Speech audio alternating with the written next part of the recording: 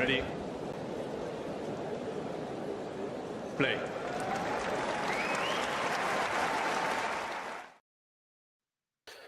Hey guys, welcome to the ATP Weekly. I think it might be the last one of the year. Yeah, I mean, maybe. Yeah, John is showing me maybe from the backstage.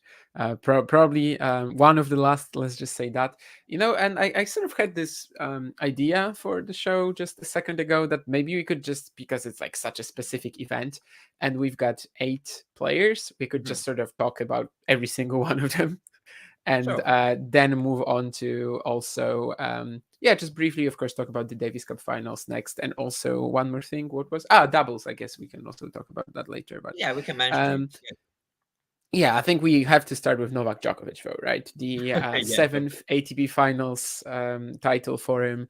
Absolutely just breaking new records with every single tournament he plays. Mario, of course, for you, both finalists, are players that you are really close to and feel very passionate about. But Novak Djokovic does end up beating Jannik Sinner in a rematch of the round-robin clash. Slightly disappointing final, but certainly not from Novak's perspective, right? Yeah, I mean, there have been some moments in first set. Just Novak has been very, let's say, clinical, serving incredibly well. So basically just what happened in that third game made the difference in the end in this 6-3 set, which opened the final. And then we had the 65-66 minute second set, even if the score in the end has been the same, because it's been another 6-3, in which there have been the break, and then the last few games have really been there's been a lot of fight, even if without, of course, anymore the tension of the scoreline, because it was already in having Novak's favor. But we've been those couple of break points, and then the very long game, which saw Sinner holding. In the following game, Sinner was love 30. But overall, let's say that beating Djokovic twice in a week, probably it's too much for everyone. And also the performance he displayed in both semi-final against Alcaraz and final against Sinner have really been some amazing tennis displays. So what do we have to say? It's simply what Novak Djokovic is really able to do. Also, not letting your opponent really entering the match as you have lost against him in the round robin, and then basically playing at serving especially was incredible in the final. He didn't even let Sinner find the rhythm from the baseline then, because it was there have been so few from the baseline in the first set due to Djokovic serving incredibly in his games. Yeah, and I think that was also the main difference between the semis and the final, right? The serving from Djokovic. That was pretty much not a factor in the semis, I guess, as it actually hasn't been for like 3 straight matches with Alcaraz now. But actually against Sinner, it was huge. The percentage tennis, the efficiency, the depth that he played in the semis in the final. I am actually one of these people who kind of struggles to get excited by that, or maybe just is excited about that in a different manner. It doesn't have the wow peaks and like the insta excitement, but these were sensational tennis performances. And obviously just another record. He could have been out of the tournament by the group stage, right? And yes, it was very close to that. I guess we might mention it more when we're talking about Sinner. But what do you think was like the drastic change in Djokovic's game between the group stage and the semis? Well, first of all, I was not honestly expecting him as an undefeated champion this week, because I felt that a match like the one against Sinner could have happened, because the field this year, in my opinion, seemed a bit stronger than it was last year. Even I don't know, he hasn't played Medvedev, but still this year Medvedev was presenting himself in a better shape than he was last year, and the presence of Alcaraz and Sinner playing at a very high level. There was Rune, which is a player who was finding back his game, and also has, you know, a game style that is not easy. It's not very easy to handle from Djokovic, as we have seen in their meetings. So yeah, I had the feeling that Djokovic could have easily lost, not easily, but could have lost one match out of the 5. It wasn't, you know, that predictable as maybe it was last year. But yeah, what to say? I think that simply when he's in the semifinals, and then the family comes, and then he I don't know, he starts getting again his motivation 100%, because I mean, maybe also getting that world number 1, the round robin, he was also a little bit tired because of that difficult Paris run, also with the stomach issue he had, and then playing that match on Sunday, trying to seal the world number 1 spot. But then when he's in the semis, he starts again playing at a great level, fully focused, and trying to avoid the mistakes he had in those matching in which he struggled in the in the round robin. Even if the match I've been surprised the most to not watching him at a good level, very good level, was the match against Urkac, because we shouldn't forget that. I know that beating Urkac in straight sets is not that easy, but still I was expecting Novak more motivation. He was not getting that hungry, maybe when he was missing something. In the end, before that Thursday, at the beginning of that day, Djokovic had on his racket the chance to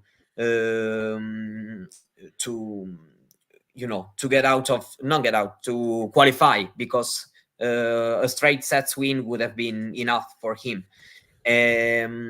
So yeah, there have been a lot of interesting scenarios in that green group, but yeah, basically, in my opinion, the semifinal and the knockout format, the site of the title, and also all the environment against around him, with also the family reunited, in my opinion, all these factors helped him to be fully focused again in getting the title.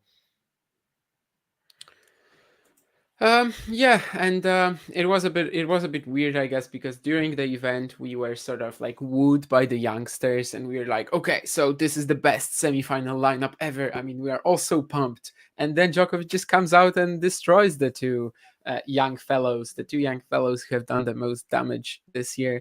He actually does what I thought that he was going to do before the event. But during the round robin stage, I was like, yeah, okay, so this is actually very even now. I remember a lot of tweets from people like me, other than, you know, just saying that this is a very good semifinal lineup, which of course it still was, but saying that this is so close and like it's hard to pick a favorite. And Djokovic really made you just reminded us that it's not. It's actually very easy to pick a favorite. I mean, he's still the best indoor hardcourt player in the world, hands down. And he's still the best player in the world, hands down. At least was in 2023. We'll see what 2024 brings up. But of course, he's got Australia coming. And yeah, is there any like, how do you see Djokovic 2024 after this? Probably it doesn't have to be weaker than this one, right? I mean, it's been ridiculous, and there's no real sign of this stopping. Of course, he still has Davis Cup finals, which John just mentioned on the chat. That he's already in Malaga.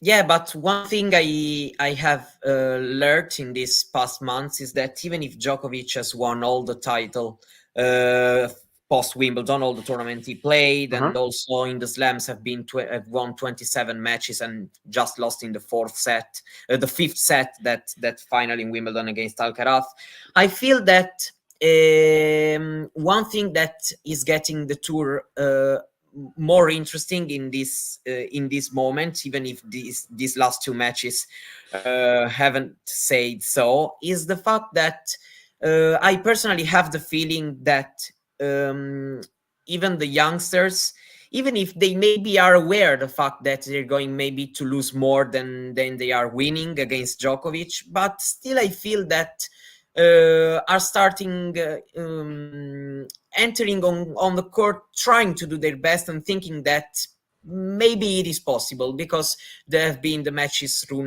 really pushed him. Alcaraz, yeah, this match hasn't been close, but he played other close matches this year against Novak. But also Sinner, I remember after the semi-final in Wimbledon, lost in straight sets, but it still was like, okay, this time I felt closer, even if I ended up still losing in straight sets. I feel that my win can come sooner or later, and it came. So I would say that even if overall Novak is still clearly the best player in the world, still I feel that these losses are not really or will not, I don't know, that's my feeling, really make these players centering on the court against him thinking I'm not going to beat him, or there is no chance for me. That's the thing I still notice, even if Djokovic won, let's say, comfortably the last two matches he played. Yeah, we cannot really like put the Sinner from the group stage match right in the final, because that's not really how tennis works. I mean, all the shots but your serve are influenced by the opponent as well. But yeah, it was definitely not a performance of that same sort of cosmic level that he was on. But yeah, all kudos to Djokovic anyway, to just bringing a completely different level of focus for the semis and the final.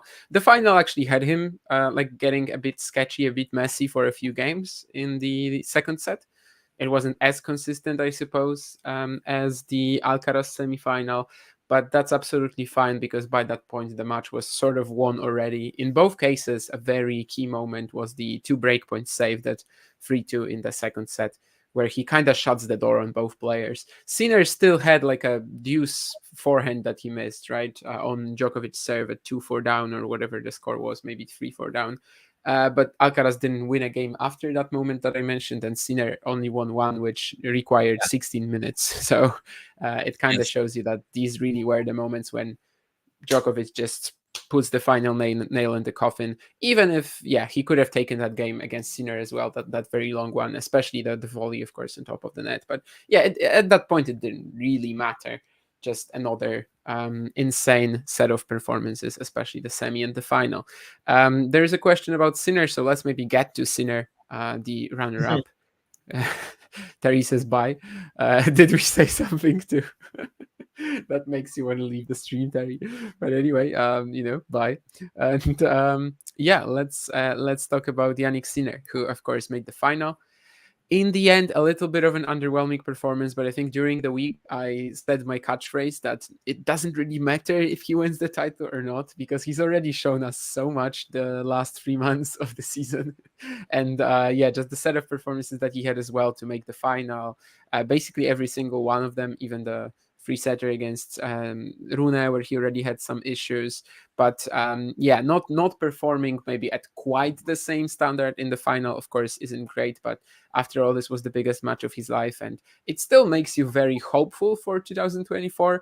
Maybe, there's just tampers that excitement that people had just a little bit, which honestly doesn't even have to be a bad thing, because now no one is screaming, okay, Sinner for the Australian Open, which I feel like if he beats Djokovic here, everyone is picking him as like their top 2 favorite for the Australian Open. We see another Nike tweet. If Sinner beats Djokovic again, we see another Nike tweet. Yeah. We know how sometimes this can actually even hurt the player. So who knows? Maybe it's good that the expectations will be just a tad lower now.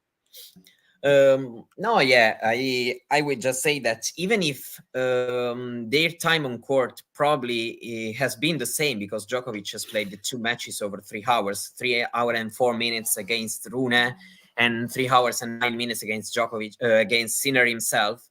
I must say that still I think that the week that led Sinner into the final was a sort of exhausting week. Because it's difficult for me to describe. I don't think that the pressure affected him in the final in terms of, the occasion getting to him. But it's been a week because basically every match he was having like 15, 16 interviews because of all the Italian television who were there. Every match there were kind of that atmosphere, that thing, and 6 million people watching the matches. And you may perceive this thing as well as you try to to only focus on yourself, but also, in my opinion, it's been also physically more exhausting than the week Djokovic had, because Djokovic had a really tiring week physically in the first part, the first two matches. Then he plays against Turkac, and it's a match that goes 3-set, but still, it's not that kind of physical match. Like, for example, the matches Sinner had against Rune and Medvedev to come into the final. So I would say that I also was, in total honesty, I was not expecting him to repeat the performance he had on Tuesday, even if he managed to do a difficult thing, because he won despite Djokovic hitting more winners and fewer unforced than him in that round robin match. So it's not that Djokovic played bad in the round robin, because it hasn't been like that. But yeah, that's still the difference between Djokovic and the rest. Djokovic can manage him and peak in the final 2 days to win the ATP Finals. Sinner, and not only him, because I think also the other players needs to have be 100% there, focused from Sunday to Sunday to win and prevail in these ATP Finals, especially if you have to play Djokovic twice in the same week. So if he was if he won the final yesterday, I don't know what the talk would have been around the world right now, because if you manage to win the finals as undefeated, beating Djokovic twice, it's a thing that never happened, and so that's why it have an upper even this year. Even Federer didn't do it in 2015, even though it seemed like he should have a very good shot. I don't know who else really had a chance. I guess Murray beat Djokovic once, right? But they couldn't be in the same group, since they were number 1 and 2. Yeah, it happened to Zverev the opposite. But I have to say that historically, I was noticing that Djokovic lost twice the final of the ATP Finals, and in both cases he had a flawless campaign till the final. And that's a lot about the opposite. When it's the opposite, Djokovic is incredible in focusing on what he has to do better in the semis and the final. Just to mention 2015, for example, but even this year, what happened, and we are probably also mentioning 2 of, let's say, the 3 biggest years Djokovic had in terms of the success. So just it's off to Novak, in my opinion. True, yeah. 2011 was definitely different, as at the end of the year he actually had a bit of a letdown, right? I mean, he was just crazy for 8 months, and then it kind of cuts off, and I think he didn't even make it out of the group stage. Anyway, Jannik Sinner, still a ridiculous performance. The improvements that he's done to his serve, the way he's more comfortable playing at the net, using a drop shot. Some people even will probably say that in the final, maybe he just shouldn't have done that a lot of the time. But, Djokovic made him, come up with something different, made him come up with something that wasn't exactly in his comfort zone. I think it was still fine that Sinner, tried his best. Probably wasn't as sharp as in the group stage. But yeah, that's the sort of percentage times that Djokovic played in the semis and in the final that allowed him to just make the margins so slim for Alcaraz, for Sinner, made them come up with this weird shot selection sometimes that probably we can question, but it was also a direct result of how well Djokovic was playing. Yeah, I will Mhm. remember, from this ATP finals, talking about Sinner, I will remember the third set he played against Medvedev in the semifinal. Especially the final games, he had this shot making that it was astonishing, the way he was hitting those backhands in the final set. And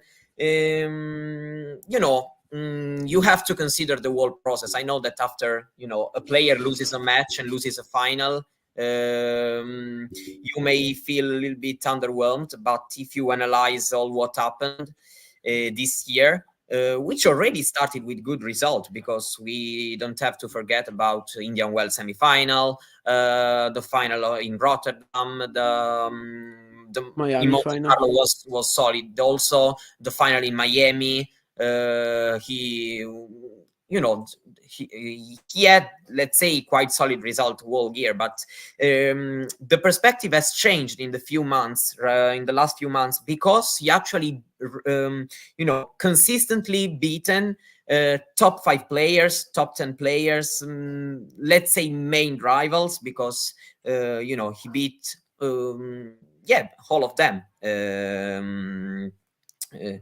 In the end, I made this start when there was still the tick next to Djokovic's name. But if we exclude Djokovic, about the 16 best player in the world right now, except him, he won the last match played against 14 of them, only having lost to Djokovic now and Zverev. Talking about the last match they played. And so it says a lot about the fact that the perspective, in my opinion, changed, because he showed in the past months that he's able also to win these kind of matches, and also doing so quite consistently. Because if you win 4 back to back in the ATP finals, for example, it says quite a lot.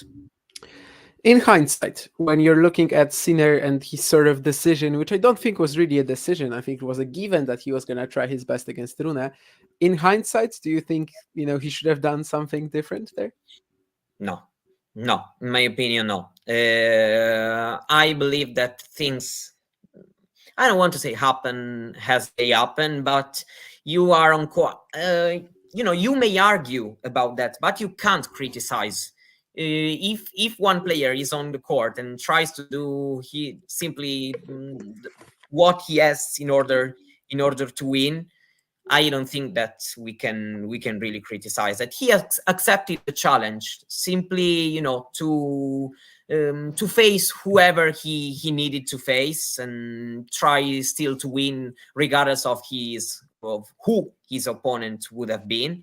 And yeah, I respect him for that. I don't think that he should have done something different. He could have, but I don't think that we can criticize the fact that he gave his all in all the matches he played.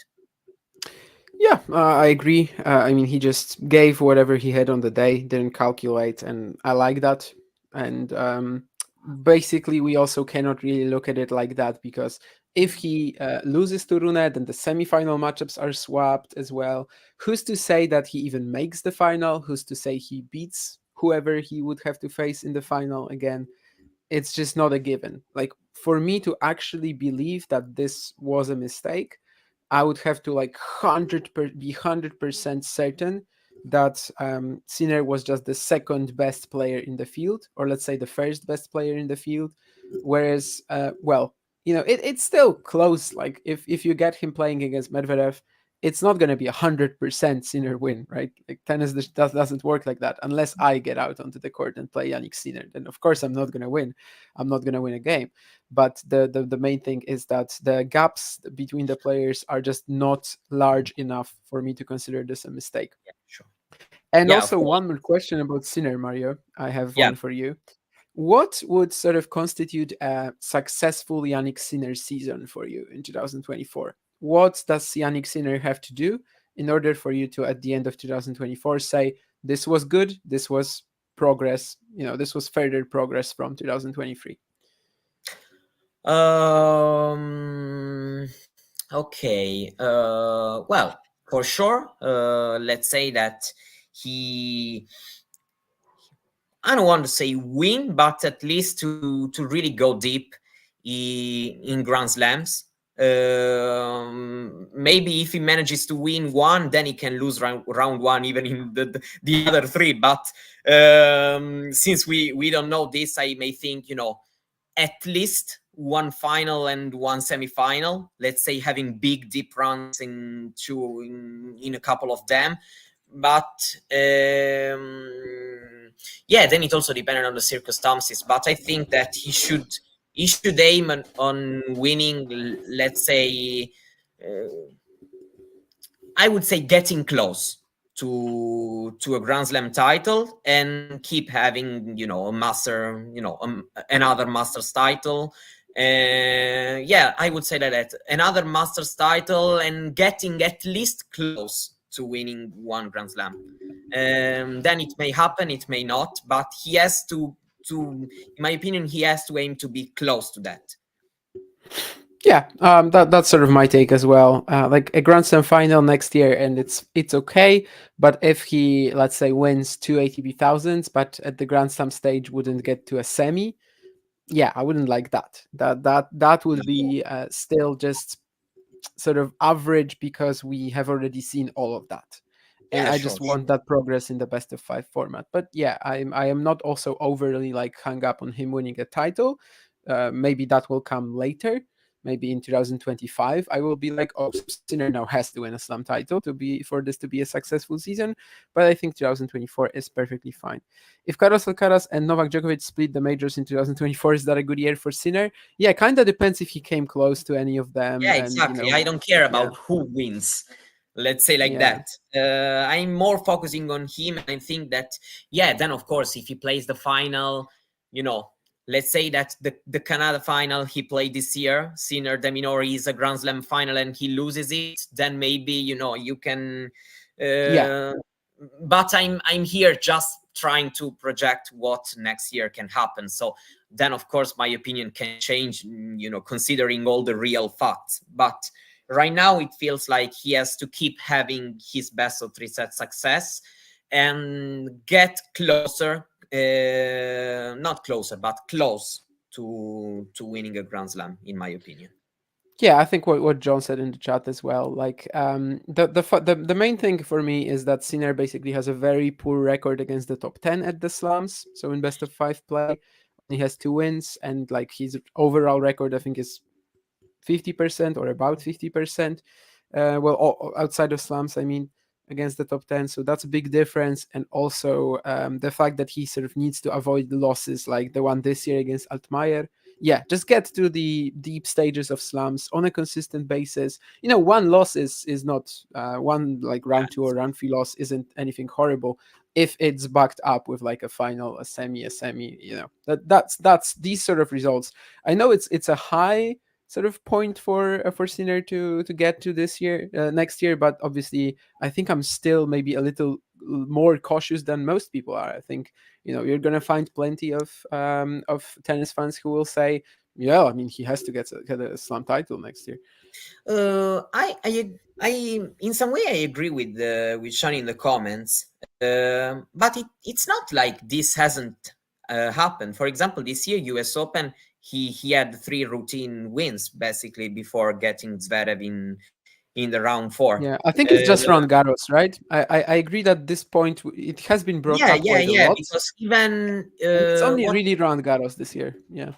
Yeah, because even Australian Open, he came back after being loved 2 down against Fucsovics, but it hasn't been a very physical, demanding match. Such a short match. Yeah, it was still a short match. So I really think that French Open was, but basically because also that has been in my opinion the only stretch of the season in which he hasn't really been up there, the late on the clay season, Rome and French Open. Welcome to Mario's ATP Weekly. Honestly, this is an ATP Finals review. It was in Turin. It was Yannick Sinner was in the final. This is sort of Mario's ATP Weekly, but I think we might have had enough Yannick Sinner for now. So let's talk about the semi-finalists. Yeah, And sure. yeah, Carlos Alcaraz semi-finals. I think he was also just like Sinner, sort of a player who at some point wooed me into thinking that he will have a good shot against Djokovic. I think especially the first 15 minutes of the match sort of confirmed it. And I like the progress that he made on these particular touring courts, these super Mhm. rapid conditions that we don't really get on the tour during the event. I think the last two matches in the group stage were just so much more comfortable. He was serving extremely well all week.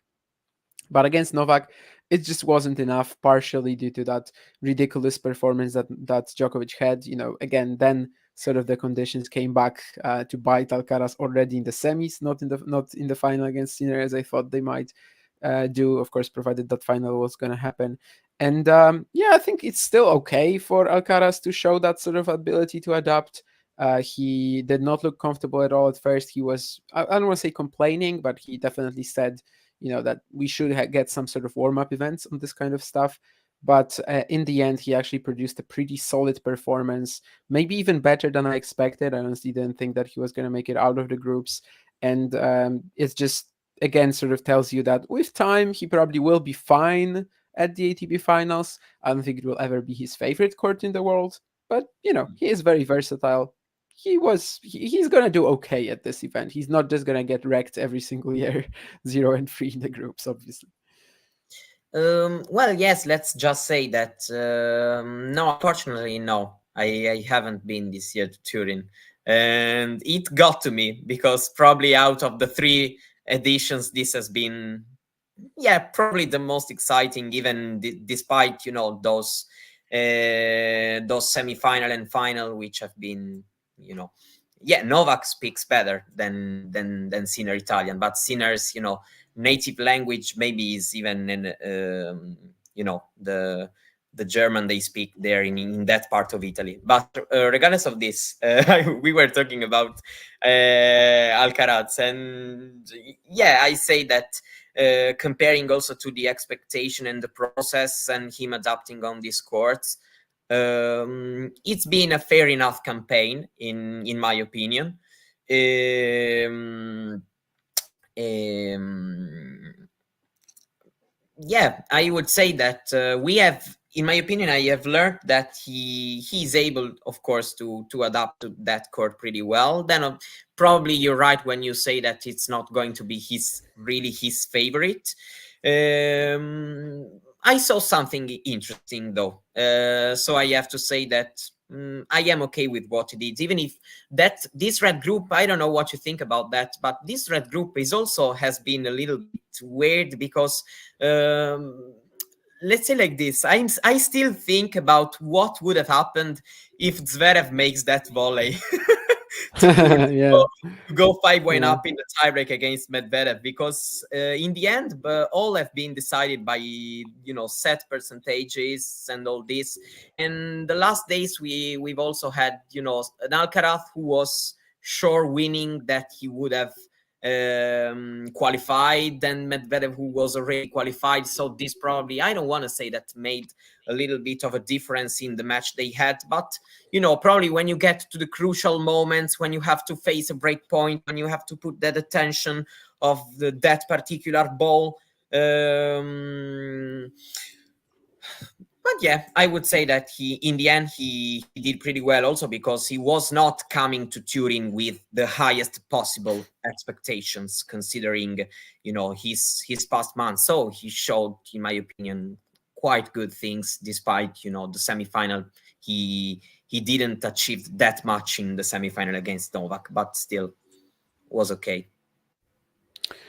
Yeah, absolutely. And yeah, I guess I just already commented on that. And absolutely, he will be doing okay in their heart. Probably not, usually on courts like this, it won't be his favorite, but he is gonna be fine on it. And yeah, by the time we get to Turin next year, I'm assuming that I'm not gonna be as negative on Alcaraz's chances of exiting the group stage as I was this time. And the other semifinalist, of course, was Daniel Medvedev. I guess one of the players who, like, sort of, there's no storyline about him this ATP Finals, because No, he but just goes I 2-1 in the group stage. He loses to Sinner again. Just okay, right? Like, yeah. no, I wanted to ask you about Uh-huh.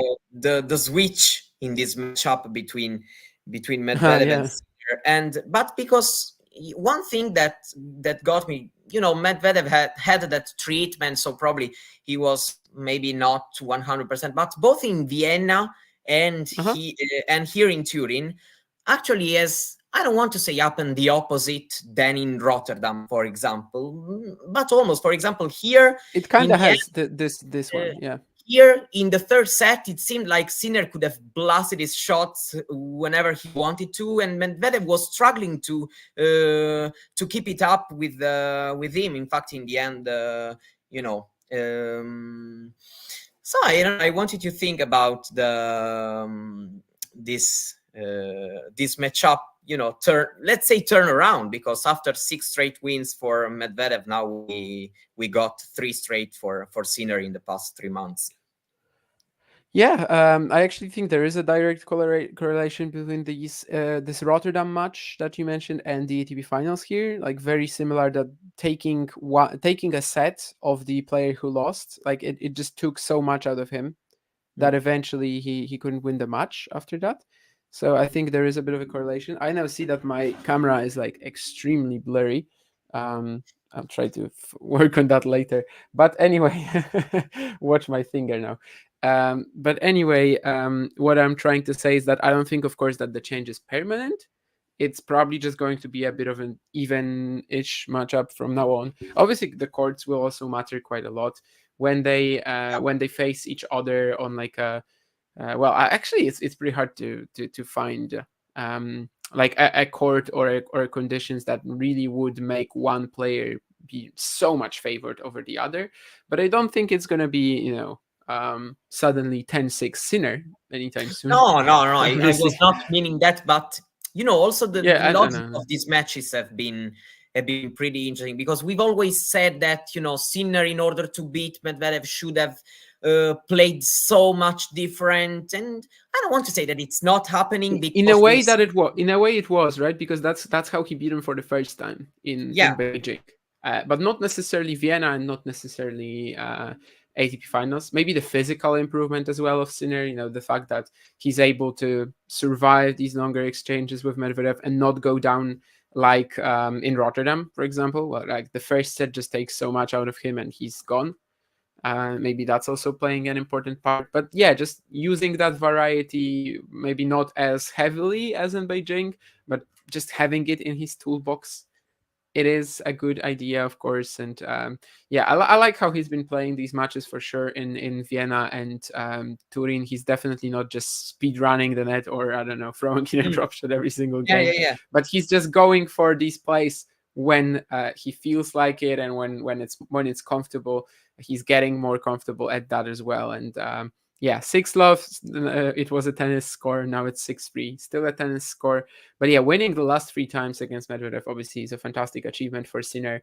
And I think Daniel will be very motivated to get back at him, because yeah, how does it feel, to I meet felt a someone like this and change. then I felt a change in him, because this time, uh-huh. aside those last games, in my opinion, and I think that I can probably, say it too. I felt that Medvedev was more aggressive this time, especially with the forehand, and it's in the second set. Then only thing is that he paid, but he ran out of gas in the end. But he was trying to be more aggressive than usual, because probably he also felt that his usual game was not enough anymore, and he also needed something more from himself to beat this Yannick Sinner. Yeah, absolutely. And he did leave the group stage, which I think a lot of us were definitely quite, that we were predicting that, like we were expecting that, but he just didn't failed to impress, sort of, let's say, at the ATP Finals. Daniil Medvedev for sure. And yeah, losing to, of course, to Alcaraz in the group stage with a very tame sort of result, and I know it didn't mean that much because he was already qualified, but it made him have to play Sinner. I don't know if actually Sinner or Djokovic was going to be easier for him at this stage. I really have no idea. I actually think he probably would have given Djokovic a tougher test than Alcaraz or Sinner did. But yeah, Probably yes, Mhm. due to the way Medvedev, plays. Such a different opponent, right? And Yeah. yeah, So I don't know, but I tend to think that he would have won at least some more game probably, but we never know. yeah, me too. I believe that as well. But would he have won, with this sort of hungry, motivated Novak? Probably not. But anyway, a decent ATP Finals showing for Medvedev. Just like his season was, very, very good, but perhaps didn't quite have that Yeah, spectacular the one final big part. title. Yeah, of course it had a few ATP thousands, right? I mean, what, Miami and Rome, right? Yeah, I'm Miami not and Rome. forgetting anything. Yeah, Miami and But Rome. still Rome, yeah, that's been the thing. He had, let's say, a great first part of the year because, yeah, the Australian Open was disappointing, but after that, he had a great season. After Rome, it's still been solid, good results. Also a major final. It's not that easy to reach, but without those peak moments, no titles, let's say like that. That probably has been the change from first and last part of the year. Yeah, that's true. And basically, I think that Medvedev was still, like, say, the third, fourth best player of the season, but because of the last few months, I'm including Sinner in that conversation as well. But yeah, of course, the US Open could have changed a lot for Medvedev if he delivered in that final, if he actually even pushed Novak in that final, but he didn't. But as a whole, a very strong season. ATP Finals just Pushed average, what we physically, expect. not in the score, but physically, yes, he did. Yeah, second Let, set. I mean, let's say there was that the that set passing point. shot, it's one of Yeah, the yeah. what ifs of this season. Maybe Daniel wins it. Yeah, I agree. I mean, he was definitely looking a little fresher, and Novak recently in Grand Slam play has had these physical dips, like the third set against Alcaraz, for example, at Wimbledon. Mhm. But it usually doesn't last all that long. Yeah. But we'll see. Anyway, yeah, the group stage. Who went out in the group stage? One of the unluckiest, I guess, players were Holger Rune and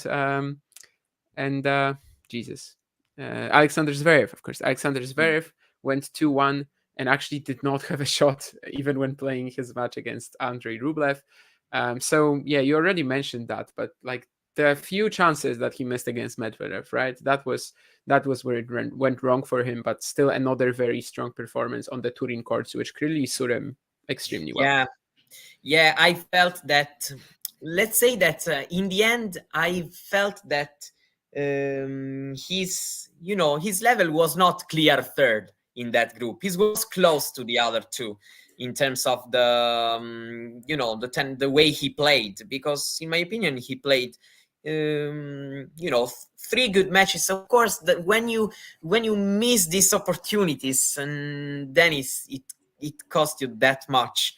He was also up break against Alcaraz in the first set, and then he lost it. He had, in my opinion, I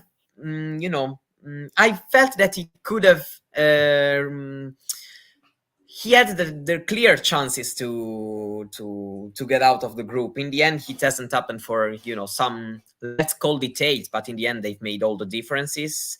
Still, I'm putting things into perspective, and his season, my judgment of his season is ups and downs, but still, a promotion for the way he came back. Yeah, definitely a strong one. I think, especially considering the first half of the season, it's absolutely fine because the first half of the season still had him like coming back and just slowly building up. So I think, as a whole, despite him just having Cincinnati in the U.S. Open really as this one moment when he was like truly, truly back, it's still a good comeback. And let's see how he performs in 2024. Here, a little unlucky, but at the same time, he didn't maybe quite belong with the top four, the best four names in the world. And Holger Rune probably didn't either, but also deserves a bit of praise for his performance. Obviously, the only win he got was a retirement after three games. But he did play well against Sinner. He did play well against Djokovic. I hope to see these two matchups a lot more often in the future, especially if we could get a final in 2024, a final of a Grand Slam between two of Alcaraz, Rune, Sinner. That would be amazing. As a whole, Rune's season, of course, has this one big stain in the second half of it. But until Roland Garros, he was doing, well, let's say even until Wimbledon, he was actually making significant progress compared to 2022. And I hope that, his health is going to be good enough just in order to allow him to get back to that in 2024. And if he can, I think, in a season or two, he can definitely be up where Alcaraz and Sinner are right now. In my opinion, what still, where still there is some distance between him and this top four, which the ranking has right now, is that he should be, in my opinion, a little bit more consistent throughout the whole match. He usually tends to have, we've seen this also in some Grand Slam matches this year. At times, even, here in the ATP Finals, even if the opposition was elite, because in, let's say, two matches he played, he faced Djokovic and Sinner, which are arguably the two players who handled the year better. A little bit of also physical improvements to avoid, for example, in the match against Djokovic, in the end, in my opinion, the physicality has played a big role, because in the third set, I had the feeling that Djokovic had more to give to that set rather than Rune. I don't know what you think about that, but especially in the Djokovic match, because I have to admit that the Rune Sinner is the only one I haven't seen the whole week. During the match against Djokovic, I felt that with patience during the points, he was causing a lot of trouble to Djokovic. At times, he wanted maybe to do. Sometimes he. It's also one of his weapons, having these big returns and coming to the net. But at times he can still do that with a little bit more patience, in my opinion, in some stretches of the matches. I don't know what you think. He kind of just doesn't have the right balance yet, and like an identity on court as a whole. Like, I think it's just very hard to say what Rune will be playing in 2 years, like what sort of play style, really, because he's so all-rounded, and that actually really is so good for him, because against someone like Djokovic, as you said, he can just sort of wait him out, counter punch against him.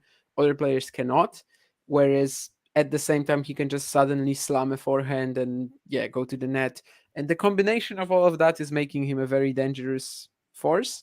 But at the same time, he sort of still needs a bit of, like, drop a bit of that raw edge. And as Michael says, I mean, he's just extremely complete, and that's great.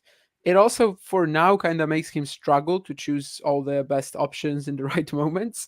But I think, in some time, with more experience, maybe with a good coach like Boris Becker, that probably should be ironed out.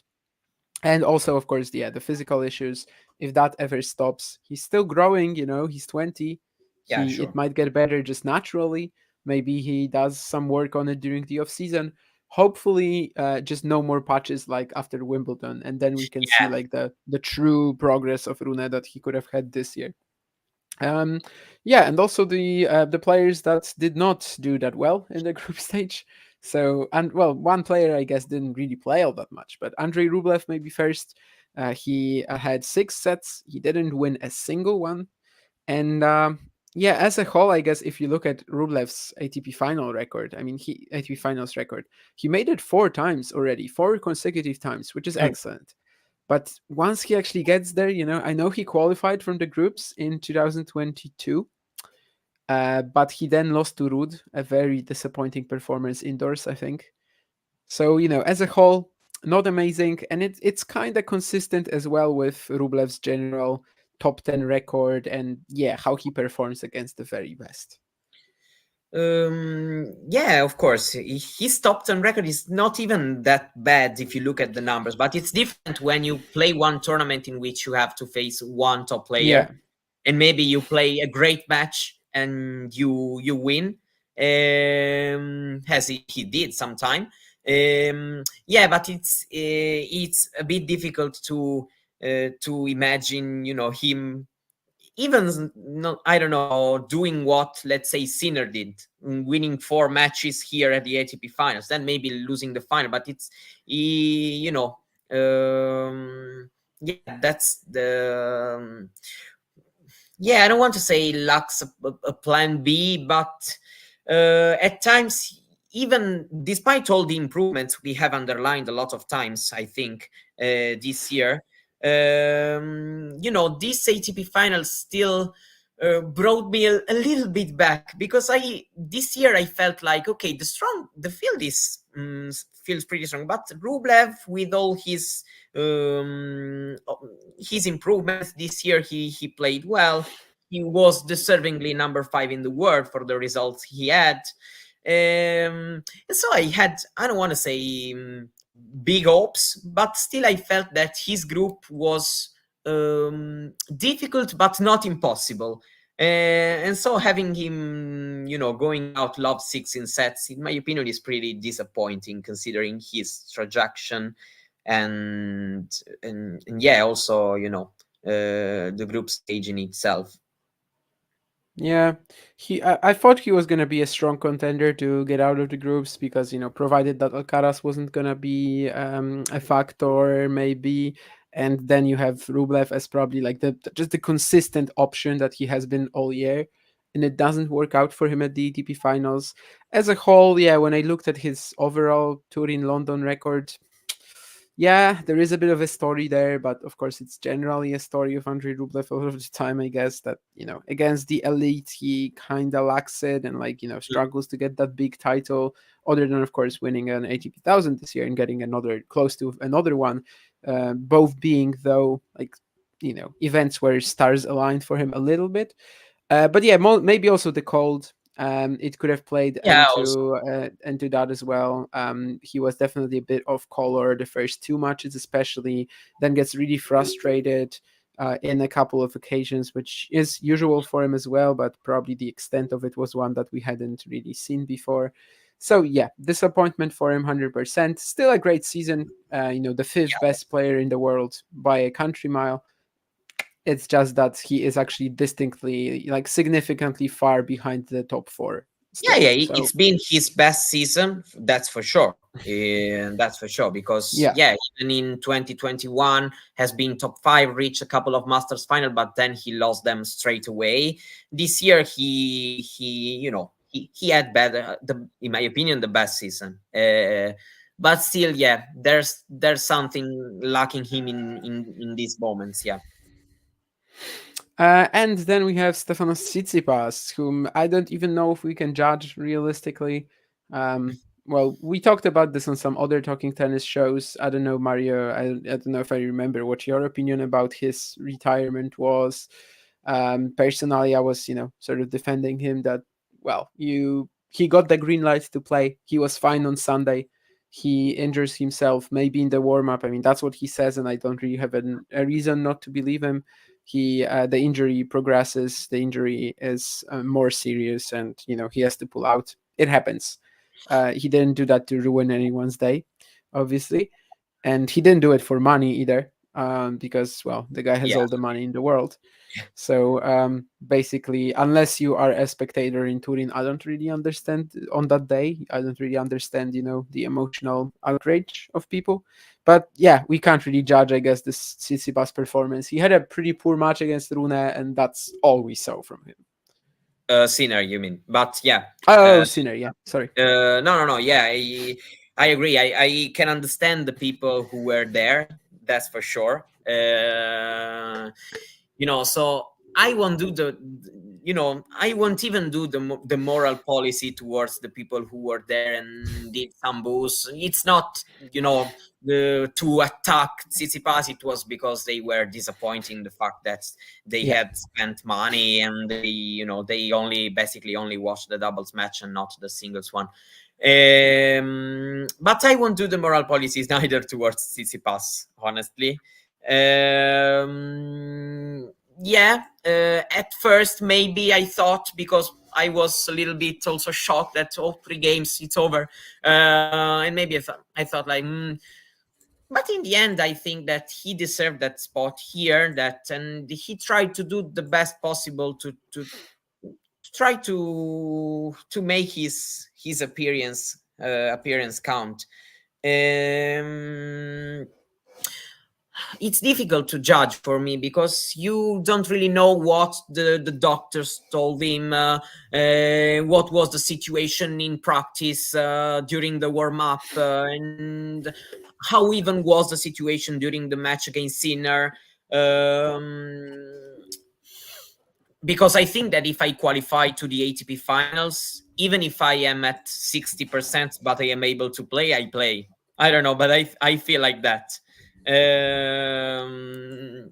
Because it's not something that happens to everyone, and every year Tsitsipas is getting there consistently, has to be said, but still you never know. So if he feels that he can play the match because maybe the doctors told me no, you can play, or he was not feeling particular pain during the first match and the practices later, who knows. So I won't really go too harsh on him, because I don't know all the details of what happened. We just can make assumption. Yeah, exactly. I think he just deserves benefit of the doubt here, because there's just no way we have the full info on that. Yeah, this tweet as well shown on the screen. we talked about it like 2 or 3 days ago in one of the Talking Tennis streams, where we just said that sort of the connection that people are now establishing between tennis players and their coaching and then their clothing brands is a little wild to me. And after all, it's just clothes, but that's also my sort of statement in general in life. I think clothes are just there for us not to be cold. But anyway, that's a topic for another day. I guess Hubert Hurkacz also isn't much of a talking point here, right? Because, well, he only got the one match. He did okay for 2 sets. Probably has that one tiebreak in the opening set against Novak to regret, but otherwise he was okay. I think he showed that he could have been a threat in Turin. He could have pushed someone. He could have qualified off the group stage in a like a decent draw for him. So all more reasons for him to really chase that spot in Turin next year. No, I have to say that I agree. He had this great last part of the season, which hopefully will help him to start in the right way the 2024 season, because he qualified in 2021, has been an alternate without playing last year, I think, also. And this second year too, second also, alternate last year, so also playing another match. He is now love 4 in the ATP Finals, but 3 of these 4 matches have been to he have won a set in 3 out of these 4 matches. So I think that this match he had against Djokovic, who actually needed to qualify. So Hurkacz played a role in the whole part. I think that he should be, work with optimism towards the next season. Yeah, second half certainly gives him hopefully better results in the Grand Slams, maybe. Exactly. That's the one goal for 2022-24, I think, for him. Just a deep run in one of the 3 slams where he can do it. And if he actually, finds it at the French, like that's fine too. But I think that's the one where there's no pressure on him, whereas the other 3 are, this is where he actually can do it easily. Anyway, I think maybe, to sort of end it, we can also mention the Davis Cup finals, because we have that coming up, of course, this week on the main tour. John is there, so he's gonna keep bringing you content from Malaga and the Martin Carpena Arena, apparently. Tomorrow it starts with Canada against Finland, the first quarterfinal. Then on Wednesday there's gonna be Czech Republic against Australia, and then on Thursday a double header of Italy, Netherlands, and Serbia, Great Britain. So there actually could be another Djokovic Sinner to end the season in the semifinals. Do you have any favorites for the Davis Cup finals, Mario? Is there a country that you feel like will do extremely well here and probably top the others? Canada, of course, is the defending champions, but they have a pretty different team now. I mean, had but basically, there's no Denis Shapovalov. Yeah, I had some thoughts 2 months ago, but now they are totally different, because Canada grew in my perspective, because the fact that Felix ended the season in a good way after struggling a lot. Great Britain without Dan Evans, which played a huge role it was the group stage. It feels still a bit different. I have to say that Davis Cup, it's the new format. Maybe the only thing I tend to like is that the differences are slight, because, for example, Great Britain, Serbia, you may think that now Serbia is favorite, but can Draper beat Zverev if they play a second against second? I think he's the favorite, like a slight one, but still, yeah. And then if they, 1-0 after the two singles matches, and then suddenly Great Britain, maybe he's even slight favorite in the double, because there's not Evans who played with Skupski, but the doubles in Great Britain is always, it's there's amazing. always Skapski, Salisbury, and then you get Djokovic with a mediocre doubles player. Same with the Netherlands against Italy, because apart from Sinner, the form of the Italian players is questionable right now. Who knows even if Sinner goes there 100%, or maybe Griekspoor can have a chance against him if he's not 100% also. But even if he wins, I still think that Netherlands can win the tie. Even if Sinner beats Griekspoor in it's not the first match, it's the second one again, but it's not that important. It doesn't make a difference. Australia, why not Australia? In my opinion, it is a team also quite well balanced. The difference is light because of this of this format, two out of three rubbers. So it's, in my opinion, it's difficult to make clear prediction about that. And we have also to think that if you have a strong player like Djokovic, of course it's a plus for you, because I don't want to say you have 1 point, sure, but should be. But at the same time, for example, the doubles is important. It's not anymore one doubles out of 5 matches, but one doubles out of 3. And that changes, changes things. In my opinion, the differences are slight. Yeah, it's going to be very hard to predict this. I think the Netherlands is a very dangerous team as well. Botic van de Zandschulp in recent weeks has gotten some form, and Koolhof Roger, that's an amazing doubles pairing, even if they don't actually play with each other on a daily basis. I don't know. I mean, I wonder even how the Czech Republic can do. They were so good in the quarters. I mean, in the group stage. And they might not seem that amazing, but Mahach Lehečka, it's a surprisingly strong singles team, right. especially indoors. And Pavlashek, he's been having such good success at the on the main tour in doubles. Yeah, I think it's really even between most of these. Finland, probably the huge underdogs. They will need Otto Virtanen to come up with some absolute magic again, basically, because their doubles is strong. They're I don't know what combination it's going to be. Probably Heliovara, Niklas Salminen, and I think that's a strong doubles team. But Virtanen, I think he needs to just be insane, just like in the group stage again, which of course hasn't been working out for him at all. Like individual events, but at the By the Davis way, Cup, he was great. I have a deep feeling inside me if I have to made a prediction that the Netherlands are going to do it. Me I don't too. know. Yeah, I me have too. this deep inside feeling if I have to make a prediction. Me too. Yeah, I think Griekspoor will have a very good chance against Sinner right away, just because Sinner has just played so much and Griekspoor is just that good. And yeah, Botic van der Zandschulp against either of Italy's singles number 2 now, right now. I think he is the slight favorite, just because they've all had their issues. Musetti on courts like this, not really. Arnaldi has been injured.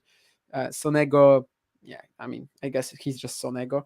So, so yeah, basically, I also think that the Netherlands will have a very good shot at stopping that Sinner Djokovic one. One more question from Michael. What about the extremely handsome Italian Mario? Is he playing? Mario is not playing, if that's the extremely handsome Italian you're talking about. But who is Michael talking about, actually? I'm not sure. Musetti, maybe? I don't know. Yeah, I don't know. I don't think it's Arnaldi. I don't think it's Sonego. Yeah, maybe someone else. Maybe Koboli. Oh, Koboli could be, right? And he's not maybe playing. yes. But Berrettini. But yeah, Berrettini. Yeah, people have said that he's handsome in the past. Yes. Yeah, I mean, Sinner is not bad either, but I don't know. Yeah, I mean, he's a bit of a kid. He just looks like a kid, I guess. And if someone digs that, why not? But anyway, I think once we got here, I mean, this is probably a good time to stop. Yes, exactly. Yeah.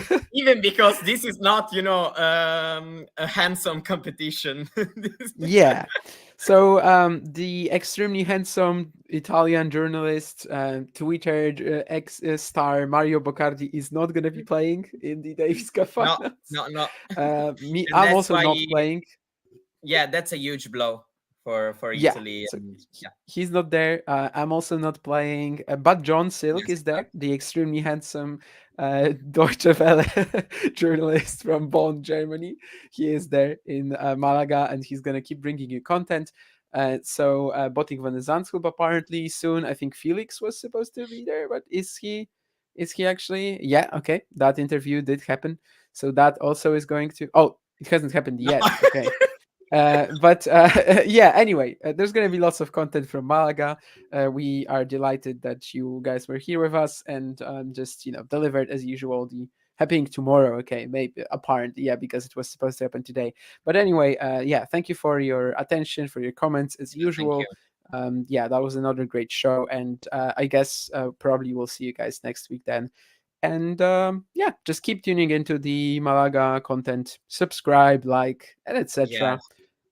And we'll see you guys in 7 days, probably talking about the Davis Cup finals and maybe some next gen finals preview as well. Bye. Yeah, bye.